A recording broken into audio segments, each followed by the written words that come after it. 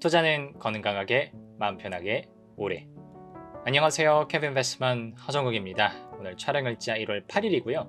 오늘은 특정 기업보다는 최근에 바뀌었었던 정책적인 이슈로부터 이게 구체적으로 어떤 부작용을 해소를 하고 어떤 문제를 해결하는 것인지 좀 말씀을 드려보고자 하고요. 작년 연말이었죠. 12월 31일부터 자본시장법 시행령이 일부 개정이 되었습니다. 뭐 여러 가지 내용들이 있는데 오늘은 인적 분할 관련된 말씀을 드려보고자 해요. 그래서 인적 분할을 하면서 조금 어려운 얘기일 수 있는데, 인적 분할을 할 때 저희가 자사주 매직이라고 하는 그런 택틱이 있습니다. 아마 지배구조 연구하시는 분들은 익숙하게 아실 거라고 생각을 해요. 근데 이 자사주 매직이라고 하는 걸 쓰게 되면 최대 주주의 실질적인 경영권을 굉장히 뻥튀기 시켜줄 수 있을 뿐만 아니라 개인 투자자들의 지분이 좀 희석되는 그런 안타까운 결과를 초래하게 되는데요.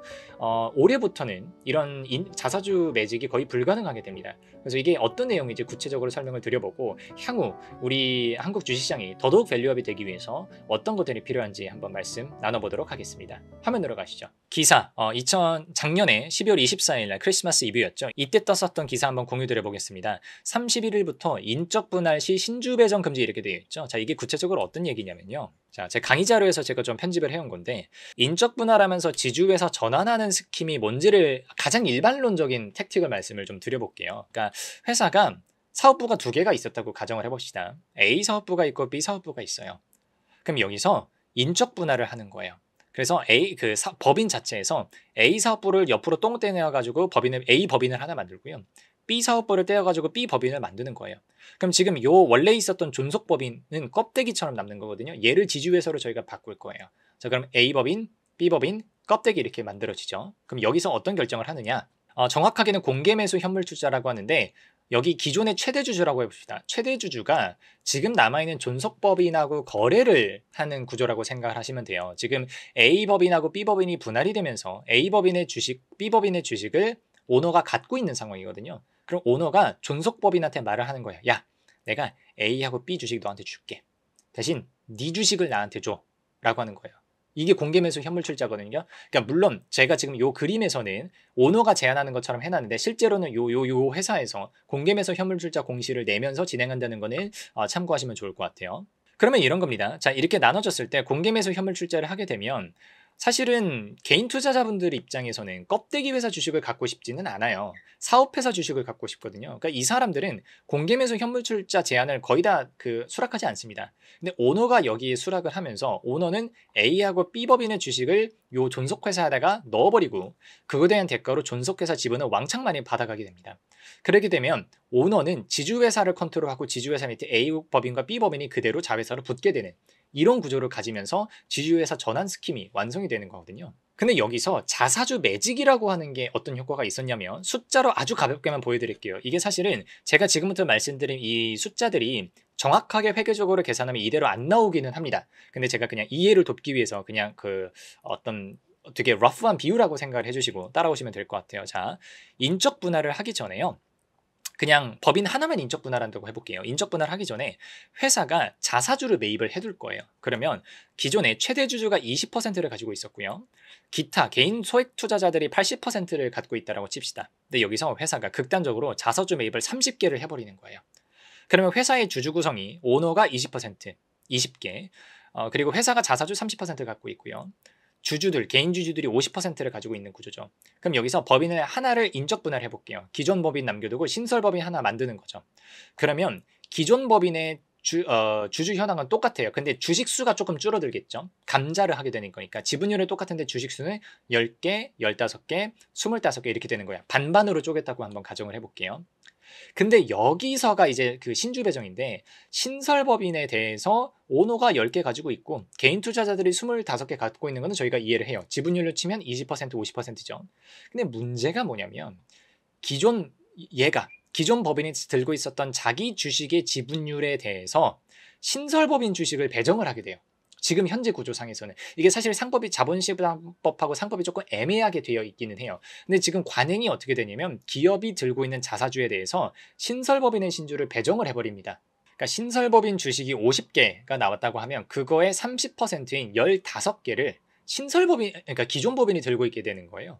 이렇게 되면 이미 지금 뭐 공개매수 현물주재 이런 것들을 하기 전에 기존 법인이 신설 법인에 대한 주식을 상당히 많이 갖고 이 지주회사 전환 스킴을 출발할 수가 있게 되는 거죠.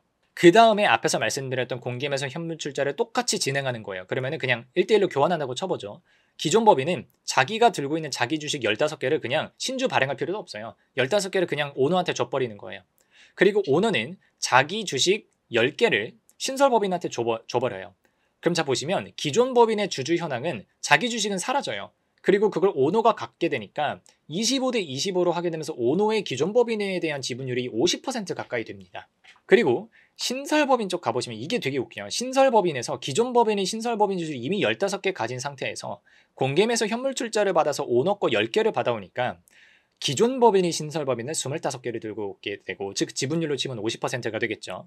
그리고 개인 투자자들이 25개, 그러니까 50%를 들고 있게 되는 구조입니다. 그럼 정리해보면 이런 구조가 되는 거예요. 자, 오너가 원래는 그냥 분할을 하게 되면 기존 법인 20개 들고 있었어요. 신설법인도 20% 들고 있었어요. 근데 자사주 매직을 쓰니까 아주 극단적인 경우로 제가 과하게 표현드리긴 했지만 어떻게 돼요? 오너가 지주회사를 50% 들고 있게 되고요. 지주회사가 사업회사, 이 신설법인을 50% 들고 있게 됩니다. 물론 극단적인 경우입니다. 근데 이런 50% 숫자까지는 나오지가 않는다고 하더라도 굉장히 오너가 사업회사에 대한 실질 경영권, 지배력을 어마무시하게 증폭시키는 동시에 지주회사 전환 스킴을 할 수가 있다는 얘기죠. 그래서 되게 웃긴 게 과거에 IMF 문제가, 그때 IMF 위기가 오면서 순환 출자를 해소하면서 우리나라 금융당국 그리고 정책당국이 기업들을 유도했던 게 지주회사 전환 스킴을 전환을 하라고 요구를 했었어요. 근데 되게 재밌는 게 기업들이 이 지주회사 전환을 하면서 내 지분율을 늘릴 수 있네 하는 거를 어디선가 배워온 거죠. 그래서 이 택틱을 썼었던 기업들이 굉장히 많습니다. 그래서 뭐 제가 일일이 케이스들을 조심스러워서 말씀드리지는 않겠습니다. 찾아보면 정말 많이 나옵니다. 그래서 분명 다 비판받아야 되는 기업들이기는 하지만 어쨌든 저희가 이렇게 스터디를 해볼 수 있다는 점 말씀드리고, 근데 이번에 기업이 들고 있는 자사주에 대해서 인적 분할할 때 신주 배정이 금지가 됨에 따라서 앞으로는 이런 자사주 매직에 따른 부작용은 없을 거다라고 말씀드릴 수 있겠습니다. 물론 여러분들이 오해하시면 안 되는 게, 그러니까 자사주에 대한 신주 배정이 안 됐다 뿐이지 인적 분할 지주회사 전환하는 그 스킴 자체는 가능합니다. 앞에서 말씀드렸던 것처럼 자사주 매직을 쓰지 않고 그냥 정직하게 인적 분할한 다음에 공개매수 현물출자하는 방식은 여전히 가능해요. 그리고 그런 과정에서 인적 분할을 한 다음에 사업회사, 그러니까 신설법인이죠. 사업부를 가지고 있는 그 회사 주가를 누름으로써 조금 지배력을 이렇게 조정을 하는 거는 여전히 가능하다는 거죠. 그래서 분할 후 사업회사 주가를 누름으로써 조금 주주들 입장에서 억울한 상황이 생기는 거는 여전히 가능은 하다. 그래서 주주가치 훼손하는 거를 100% 막는 거는 아닙니다. 이번 자본시장법 시행령이. 물론 굉장히 해야 되는 작업들이긴 했어요. 그래서 앞으로 이렇게 차근차근 우리 주식시장도, 한국 주식시장도 천천히 밸류업 차원에서 지배구조 거버넌스 차원에서 개선해 나가면서 천천히 걸어가면 된다는 말씀 전달해 드리고요. 어떤 것들이 필요하냐라고 하면 제 의견 가볍게만 말씀을 드리면 당연히 첫 번째 상법 개정을 해야 됩니다. 이사의 신의 성실 의무 등등 여러 가지 상법을 통해서 해결해야 되는 문제들이 많고요.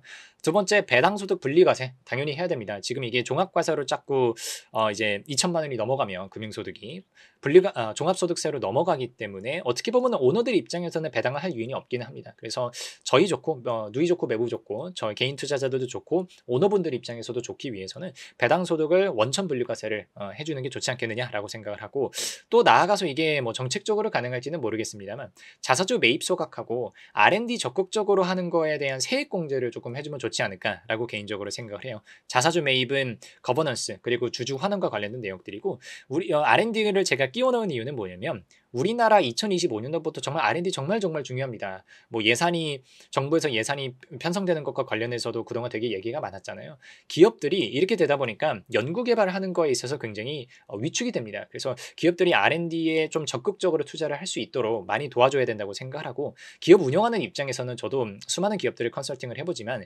세금 깎아주는 것만큼 이게 매력적인 정책들이 없거든요. 그래서 R&D 세액 공제 해주면은 우리나라도 충분히 소프트웨어 그런 역량들이 올라갈 수 있지 않을까, 장기적인 관점에서 이렇게 생각을 합니다. 오늘 인적 분할 관련돼서 전달해 드렸던 영상이 여러분들께 도움이 되었으면 좋겠습니다. 여기까지 하겠습니다. 감사합니다.